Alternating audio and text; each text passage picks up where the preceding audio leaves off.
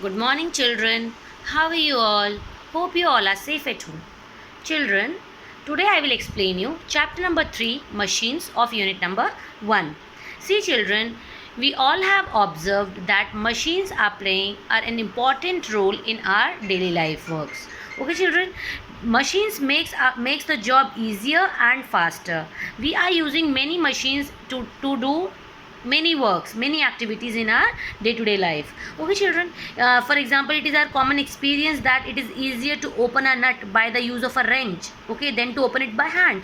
Sometimes sometimes, or you can say most of the time, it is very difficult to open a nut by the use of bare hands. We cannot open it by the hand, but we use a wrench. Wrench is a simple machine. It is difficult, likewise, it is difficult to pull up a bucket of water directly from a well. But when it becomes easier and faster to pull it up with the use of a pulley. Likewise, it is difficult to shift a heavy block by pushing it, but it becomes too easier to shift it by using a crowbar. So, see, children, we can find many such examples in our daily life where the use of a machine makes the job easier and faster. Functions and uses of simple machines. Okay, there are many uses and there are many functions of simple machines. See, children, if we categorize the functions of machines, then it can be categorized in four ways. First of all is what? First, see, it is written on the board. The first function of a machine can be taken as in the category as a force multiplier. That means we are using less effort, but the more load can be, or more work can be done by using the less effort. For example, can you lift a car? No, it's not easy for you to lift a car, but it is very easy. It becomes very easy when we use a jack. So a jack is used to lift a car. A bar is used to lift a heavy stone. A spade is used to turn the soil. Pulleys are used to lift a heavy load. A wheelbarrow is used to carry a load. In all these examples, the effort is much less than the load. Okay, so the effort, we are using very less effort, and load is very much bigger, or very much higher than the effort. So the first function of a machine can be kept in first category, that is, machines can be used as a force multiplier. We are using less force, but it get multiplied by using that machine. Second function of a machine is what? In changing the point of application of effort to a convenient point. Sometimes what happens, see, children, we are ready to apply the effort, but the point of application of effort is not too feasible, or too not convenient for us to apply that effort. So what happens? By using machine, we are changing the point of application of effort to a convenient point. For example, you must have seen cycles.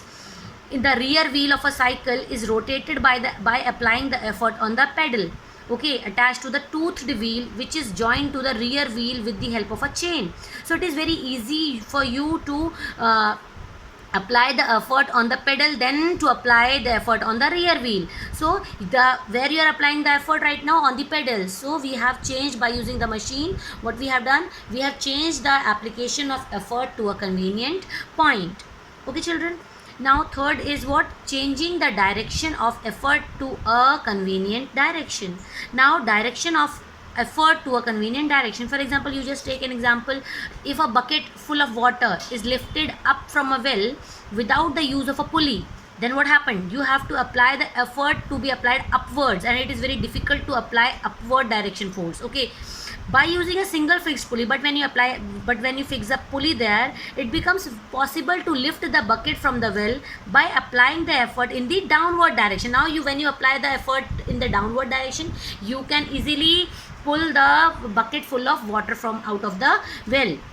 So what we have done here, we have changed the direction of effort to a convenient direction. It is very difficult for anyone to apply the force upward and to pull a bucket full of water from the well, but when we apply the force downwards, then we are using our own weight to pull the bucket full of water out from the well. Okay, now fourth is what? As a speed multiplier. When a machine is used as a speed multiplier, you must have seen a scissor. When a pair of scissors is used to cut the cloth, its blades moves longer on cloth while its handle moves a little. That means we are applying less effort, but the movement of load is more. That means speed get multiplied here. Okay, so when you use a scissor what happens here, when you apply less effort on the handle, it moves less, but the effort, but the load, that means the pair of scissors, the blades, it moves longer on the cloth. So a greater movement of load by a smaller movement of effort, that is called a speed multiplier. So a machine can be used as a force multiplier. A machine can be used to change the point of application of effort to a convenient point. A machine can be used to change the direction of effort to a convenient direction. A machine can be used as a speed multiplier. Or we can say, definition we can give, a machine is a device by which we can either overcome a large resistive force or load at some point by applying a small force or effort. We can say what we are applying for, that is called an effort, and the object which we have to move or to displace from its position, it is known as load, at a convenient point and in a desired direction, or by which we can obtain a gain in speed. Okay, now see children, there is a point to be note, is that a machine cannot be used as a force multiplier as well as a speed multiplier simultaneously. Okay, a machine can be used either as a force multiplier or a speed multiplier. Okay, for a machine used as a force multiplier, if we are using a machine as a force multiplier, its load should be greater than the effort. Its load should be greater than the effort. While for a machine used to obtain a gain in speed, here what happens? Here effort should be more than the load. Effort should be more than the load, children. Okay, so just always keep in mind that a machine cannot be used as a force multiplier as well as a speed multiplier simultaneously. It can act as either a force multiplier or a speed multiplier once at a time. Okay children, now there are some technical terms related to a machine. Now children, some terms related to a machine. First part is load. What is load? The resistive or opposing force to be overcome by a machine is called the load. Okay, so what is load? This is the resistive force or the opposing force or the work which has to do by the machine. This is known as the load. Okay, now second is effort. What is effort? The force applied on the machine to overcome the load. The force applied on the machine to overcome the load is known as the effort, and effort is represented by capital letter E and load is represented by capital letter L. Okay, now mechanical advantage. What is MA? MA is mechanical advantage. See children, what is the mechanical advantage? The ratio of the load to the effort. What is the definition of mechanical advantage? The ratio of the load to the effort is called the mechanical advantage of the machine. If we have to find out the mechanical advantage of any machine, we only have to find out the ratio of load to the effort. Okay, so the formula of mechanical advantage is load by effort. Okay, while using a machine to overcome a certain load, if the effort needed is less than the load, the machine has the mechanical advantage greater than 1. See children, if effort is needed is less than the load, that means if denominator is less than the load numerator, then the mechanical advantage is greater than the 1. While if it needs an effort greater than the load, then it has the mechanical advantage less than 1. Okay, a machine has the mechanical advantage equal to 1 if the effort needed is equal to the load. Okay, if both load and effort are equal, then mechanical advantage is equals to 1. Okay children, if effort is less than the load, then mechanical advantage value is greater than 1. If effort is more than load, if effort is greater than the load, then what will happen? The mechanical advantage is less than 1. Okay children, so a machine having the mechanical advantage greater than 1 acts as a force multiplier. I already told you what happens in force multiplier. In force multiplier, we have to apply less effort. Effort is less and load is more. When effort is less and load is more, mechanical advantage is greater than 1. So whenever MA is greater than 1, we should understand that the machine is acting as a force multiplier. While the machine having the mechanical advantage less than 1, it gives the gain in speed. That means it acts as a speed multiplier. Okay, so whenever MA is greater than 1, the machine will act as a force multiplier, and when the machine MA is less than 1, the machine will act as a speed multiplier.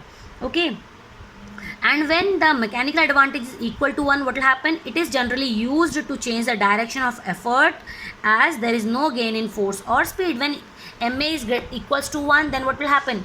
There is no gain in force or speed, but the machine is used as to change the direction of effort. Okay, for example, we have used in pulley, no, to take out the water, full of bucket from water, okay, from the well. Now children, ma is explained. I have explained you. Now see children, what is the unit of ma? Ma does not have any unit because it is the ratio of two similar quantities. Okay, so ma does not have any unit. Okay. Now see children, next is VR. What is VR? VR means velocity ratio. What is the velocity ratio? The ratio of the velocity of effort to the velocity of load is called the velocity ratio of machine. Again I am explaining what is velocity ratio. The ratio of the velocity of the effort to the velocity of load, VE by VL, velocity of effort by the ratio of velocity of effort by the velocity of load is called the velocity ratio. Okay children, so thus you can say in formula form, you can write velocity of effort to the velocity of load is called the velocity ratio. Okay children, what is work input? Now what is work input? Work input is what? The work done on the machine by the effort is called the work input. Now how much you are applying force on the machine to do the work? The work done on the machine by the effort is called the work input, and it is represented by W input. W input.